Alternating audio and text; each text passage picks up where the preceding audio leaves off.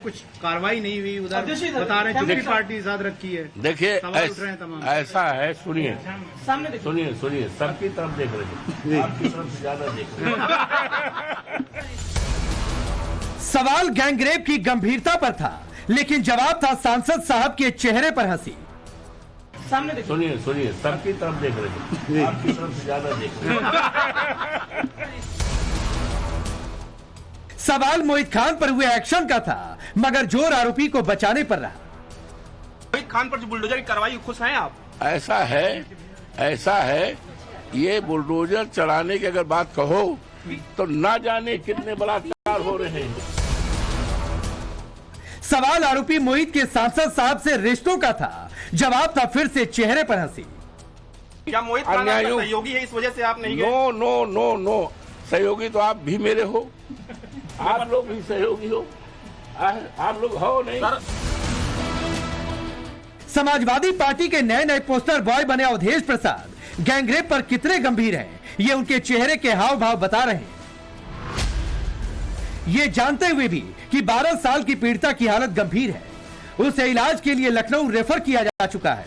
लगातार मिल रही धमकियों की वजह से उसकी जान को खतरा है। और जब पूछा गया कि पीड़ित परिवार से कब मुलाकात करेंगे, तो जवाब में अजीबोगरीब दलीलें थी। अयोध्या गए थे, दर्जनों लोगों की तो क्या हमारे क्षेत्र नहीं, अरे दर्जनों लोगों की मौत हुई है। अरे ये घटना मौत हुई है, महत्वपूर्ण है। मैं जाऊंगा, जाएंगे। आपने फोन से बात किया? फोन से क्या बात करेंगे? अयोध्या में समाजवादी पार्टी के नगर अध्यक्ष ने इतना बड़ा पाप कर दिया और अखिलेश के अयोध्या नरेश को पीड़ित परिवार से मिलने का टाइम नहीं मिला। कमाल है सांसद साहब, जब यही बातें पार्टी मुखिया के सामने दोहराई गई तो मुस्लिम कार्ड चल दिया। मेरे पत्रकार साथियों, सच्चाई आप भी जानते हो। भारतीय जनता पार्टी साजिश, चुनाव से पहले भारतीय जनता पार्टी षड्यंत्र करना चाहती है चुनाव से पहले, और उनका लक्ष्य पहले दिन से रहा है कि समाजवादियों को कैसे बदनाम किया जाए, और खास कर से के मुसलमानों को लेकर के उनकी जो सोच है वो अनडेमोक्रेटिक है, अनकॉन्स्टिट्यूशनल है। ये सोचिए, एक मुख्यमंत्री योगी, तो इसका मतलब ये है कि अगर कोई योगी अगर वो लोकतंत्र पर भरोसा नहीं करता है और कॉन्स्टिट्यूशन पर भरोसा नहीं करता, वो योगी नहीं हो सकता है।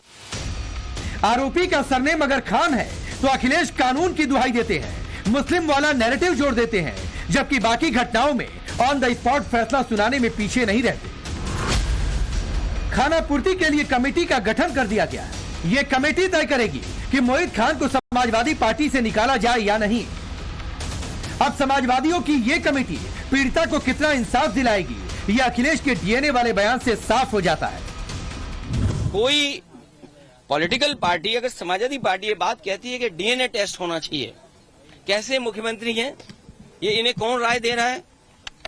ये कानून किसका संशोधित है? ये इन्हीं का संशोधित कानून है 2023 का, जिसमें ये कहा गया है कि डीएनए टेस्ट होना चाहिए अगर 7 साल से ज्यादा किसी की सजा का कोई प्रावधान है तो क्या गलत मांगा?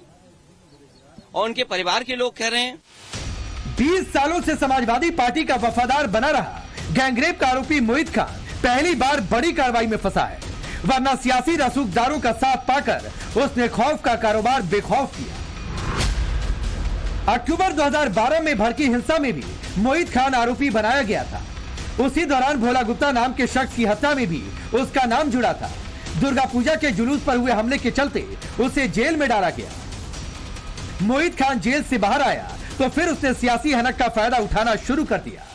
दबदबा ऐसा बनाया कि गरीबों की जमीन से लेकर सरकारी प्रॉपर्टी पर अवैध कब्जा कर दिया। अयोध्या कांड के बाद कई परिवारों ने जमीन को लेकर शिकायत की तो जांच शुरू हो गई। सूत्रों के मुताबिक मोहित खान के भदरसा में अवैध रूप से कब्जाए गए मकान में एक पुलिस चौकी चल रही थी। ये मकान किसके नाम पर है, फिलहाल इसकी जांच की जा रही है। ये भी सामने आया है कि एक बैंक का संचालन भी उसकी बिल्डिंग से किया जा रहा था। ऐसी कई और प्रॉपर्टी का खुलासा होना बाकी है। हालांकि इतना क्लियर हो गया कि मोहित ने इसके लिए पावरफुल नेताओं की पावर दिखाई। ये नेता किस पार्टी के हो सकते हैं, ये शायद अब बताने की जरूरत है। हम इस समय मौजूद है मोहित खान की उस बिल्डिंग में जिसमें पंजाब नेशनल बैंक चल रहा था। ये 2 मंजिला बिल्डिंग है और आपको मैं दिखाना चाहूंगा, अपने कैमरामैन से कहूंगा दिखाएंगे कि आगे आप देख सकते हैं जो भी यहाँ पे दुकानें हैं उसको खाली कर दिया गया है। लोगों ने अपनी दुकानों को खाली कर दिया है। ये देखिए यहाँ भी दिखाना चाहेंगे, यहाँ अंदर जो भी दुकानें चल रही थी वो दुकानें सब खाली कर दी। अपने कैमरामैन से कहेंगे कि अंदर तक दिखाएं कि किस तरीके से ये दुकानों को खाली कर दिया गया है। और यहाँ पर पंजाब नेशनल बैंक को नोटिस भी दी गई है कि वो जल्द से जल्द यहां से बैंक दूसरी जगह शिफ्ट करेंगे। उसके बाद ही यहां पे बुलडोजर की कार्रवाई इस बिल्डिंग पर भी चलाई जाएगी। कब्रिस्तान की जमीन भी ज्ञात हुई है, तालाब की जमीन भी है, बाकी जस्ट एक मैटर ऑफ इंक्वायरी है, वो चल रहा है। अयोध्या में हुए पाप पर योगी सख्त है, पीड़ित परिवार को न्याय दिलाने के लिए संकल्पित है।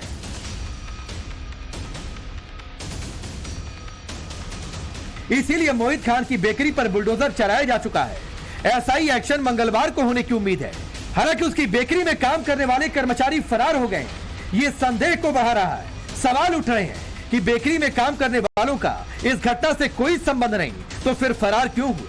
समाजवादी पार्टी के सांसद घटना को शर्मनाक बता रहे हैं, लेकिन अयोध्या की बेटी से मिलने का टाइम नहीं निकाल पा रहे।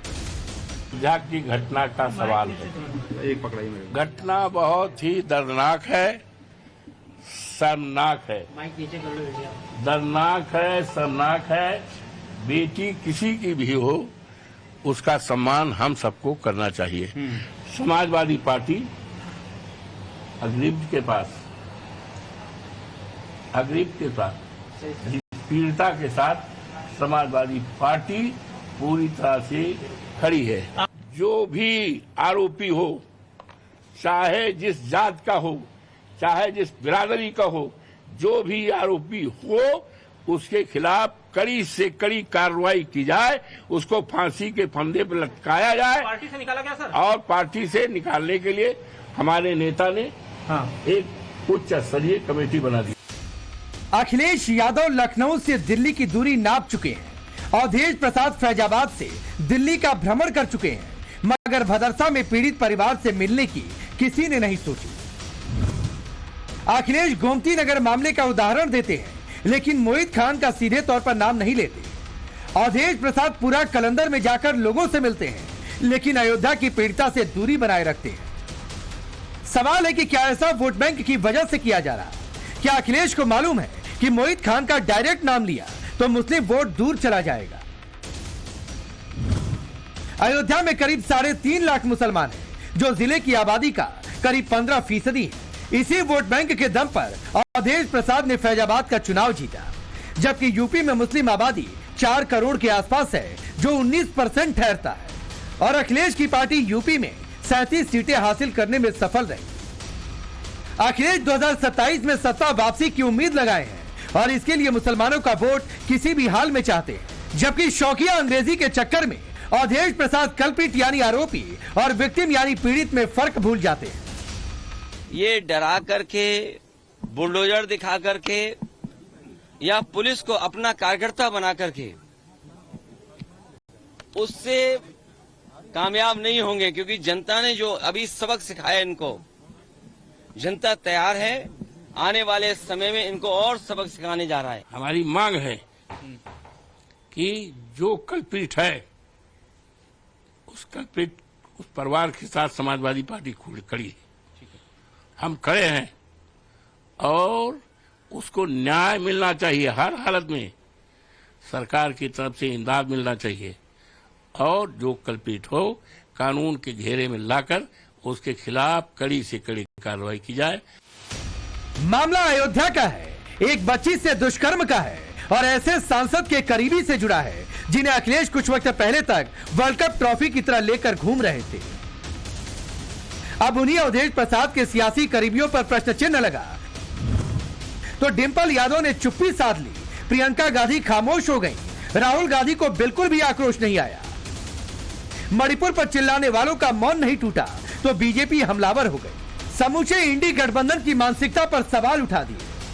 मुलायम सिंह यादव जी कहते थे कि लड़के हैं, लड़कों से गलतियां हो जाती हैं, वो रेप को गलती बताया करते थे, लेकिन अखिलेश यादव तो इस गैंग रेप को आज षड्यंत्र बताने का काम कर रहे हैं। एक 12 साल की मासूम बच्ची जो पिछड़े समाज की है, उसके साथ गैंग रेप हुआ है, आरोपी मुसलमान है। इसलिए समाजवादी पार्टी आज मजहबी तुष्टीकरण का तराना गा रहे हैं और इसे षड्यंत्र बता रहे हैं। घिन आती है अखिलेश यादव आपकी सोच पर। समाजवादी पार्टी के नेता इसका बचाव कर रहे हैं, ना वो इसका इस्तीफा ले रहे, ना उसे पार्टी से बाहर निकाल रहे, ना अखिलेश जी, डिंपल यादव जी, समाजवादी पार्टी के बड़े नेताओं ने इसका खंडन किया है, बल्कि अब धमकी दी जा रही है परिवार को कि सुलह करवा दी जाए, वरना उनके लिए खतरनाक परिणाम होंगे। ये दिखाता है कि समाजवादी पार्टी की वो मानसिकता जो है ना कि बॉयज विल बी बॉयज, गलती हो जाती है, ये बदली नहीं है। मोहित खान पर समाजवादी पार्टी डैमेज कंट्रोल में है, लेकिन जिस तरह की राजनीति कर आरोपियों का बचाव किया जा रहा वो अयोध्या वासियों को रास नहीं आ रहा। सवाल उठाए जा रहे हैं कि आखिर डीएनए और नार्को टेस्ट की मांग क्यों?